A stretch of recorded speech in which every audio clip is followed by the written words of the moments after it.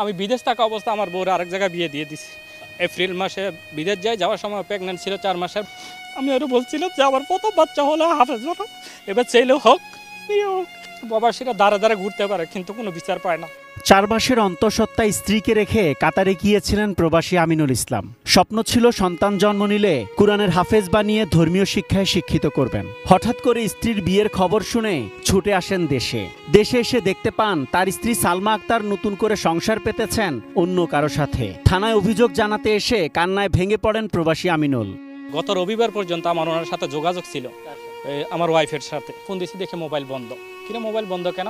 তারপর ওর জ্যাঠতো ভাই একটা আছে, আমি ওনারা ফোন দেওয়ার পরে উনি বলতেছে যে স্মৃতির তো কালকে বিয়ে। আমি বুধবার মনে হয় বিয়ে দিয়েছি, ফোন দিয়েছিলাম। উনি বলতেছে শুক্রবারে স্মৃতির বিয়ে। আমি বলতেছি কীভাবে বিয়ে হয়?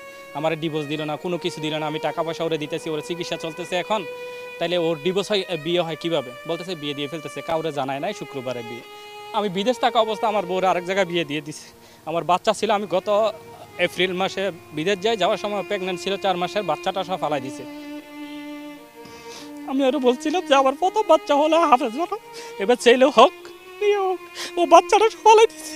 আমিনুলের অভিযোগ, বাবা মা বেঁচে না থাকায় স্ত্রীর নামে টাকা পাঠাতেন তিনি। প্রবাস জীবনে আয়ের সব টাকা নিয়ে তাকে নিঃস্ব করে দিয়েছে স্ত্রী।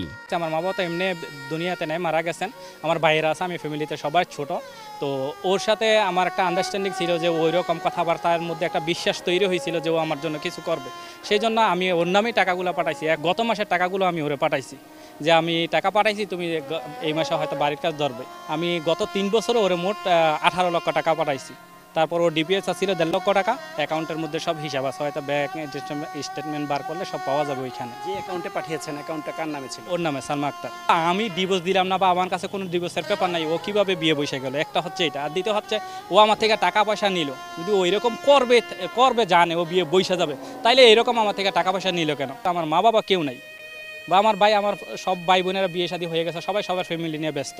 তাইলে আমি আমার ফ্যামিলিরে একটু ভালো রাখার জন্য যে ভালো। তার অভিযোগ, এর আগেও সালমা আক্তারের পরিবার মেয়ের জীবনের নিরাপত্তার কথা বলে জোর করে 10 লাখ টাকা নিয়েছেন তার কাছ থেকে। 3 বছর করোনার জন্য আসতে পারি নাই, তারপর 3 বছর পরে আসছি। যেই দিন আইসা আমি ওদের বাড়িতে গেছি, ওই দিন আমার আটকাই ফেলছে যে ওইখানে নাকি আমি বিয়ে করে, এই জন্য 3 বছর আসতে পারি নাই। আমি ওদেরকে করোনার পেপার সব দেখাইছি। আমি বলছি করোনার জন্য দুনিয়ার পুরো মানুষের সমস্যা দেখতেছে। তারপর ওনারা আটকাইয়া আমার থেকে 10 লক্ষ টাকা নিয়েছে ওর সিকিউরিটি বাবদ।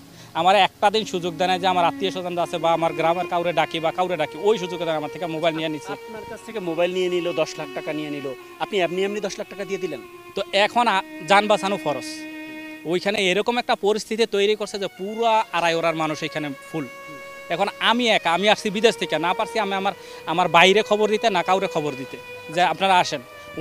যারে আপনি একবার 10 লাখ টাকা দিলেন, 10 লাখ টাকা দিয়ে আসার পর আবার তাকে বিশ্বাস করলেন কিভাবে? আপনি ব্যবস্থা কেন নিলেন না তখন? ওর ফ্যামিলি থেকে ও 10 লাখ টাকা দেওয়ার পরে আমি যখন আমি বলছি ওর আর আনবো না। তারপর ওর একটা জায়গা ছিল, জাহাঙ্গীর নাম, উনি বলতেছে আমার মেয়ে পাগল হয়ে গেছে, এই সমস্যা হিসাবে খানা ঠানা খায় না, মইরা যায়, তোর জন্য পাগল হয়ে গেছে, ও প্রেগনেন্ট, অনেক কিছু বলছে। বলার পরে আমি বলছি যেহেতু প্রেগনেন্ট হয়ে গেছে ওরা নষ্ট করে লাভ কি? যে আমার মানবতা আমার ভিতরে কাজ করছিল, কিন্তু ওদের ভিতরে যে মানবতা নাই ওইটা তো আগে জানতাম না। তবে সালমা আক্তারের বাবা সব অভিযোগ অস্বীকার করেন। তিনি জানান আমিনুল ইসলামের প্রতারণার ফাঁদে পড়েছেন তার মেয়ে। এভাবে হুট করে ওনাকে না জানিয়ে, ওনার স্ত্রীকে ডিভোর্স না নিয়ে, ওনার 4 মাসের একটি সন্তান আপনার মেয়ের গর্ভে ছিল, সেই সন্তানটাকে আপনারা নষ্ট করে বিয়ে দিয়েছেন, এই বলে তিনি মিডিয়াতে কান্নাকাটি করছেন।